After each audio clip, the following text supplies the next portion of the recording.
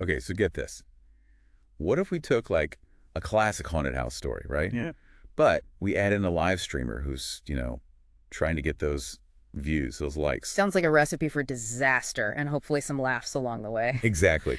And that's basically the premise of this Filipino horror comedy we're diving into today. It's called Bantay-Bahay, which translates to The Guardian. Catchy title. So we're working with a review of this film, is that right? Yep, one review. Yeah. And just reading through it, the whole thing sounds like a pretty wild ride. All right, I'm intrigued. Tell me more. What's the story all about? So it all starts with this live streamer named Lodz. Well, let's just say he's kind of desperate for some viral content. So he decides to do what any sane person wouldn't. Explore an abandoned luxury house. Classic horror movie setup right there. I can already see where this is going. Oh, but it gets even better. During his live stream, he starts encountering all sorts of spooky stuff.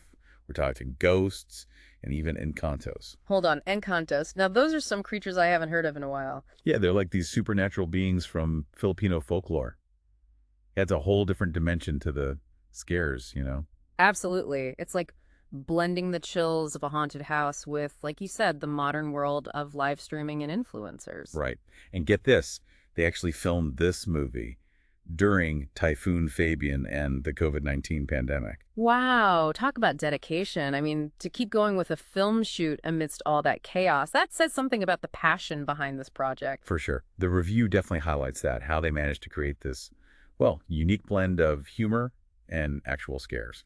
And I guess that's the real trick with horror comedy, isn't it? Striking that balance. So how did they pull it off? Anything in the review about that? Yeah, they actually give a lot of credit to Pepe Herrera, the actor who plays Lodz. The reviewer mentions his ability to switch between comedic timing and, these moments of raw emotion really effectively. Makes sense. Thinking about Pepe Herrera's performance, it makes you wonder, what makes a horror comedy actually work? Is it all about the actor's skill? That's a good question. I mean, you need an actor who can handle both the funny and the scary, right? Yeah. Like, switch between those gears seamlessly. But maybe it goes beyond just the acting. Yeah, maybe. I'm thinking the writing has to be on point too, right? You need a script that sets up those funny and scary situations perfectly. Otherwise, even the best actor would struggle. True. And speaking of the rest of the cast, the review does mention that their performances, add to the overall feel of the film.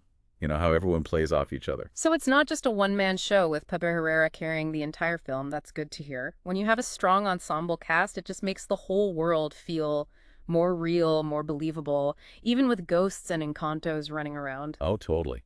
And speaking of the setting, get this.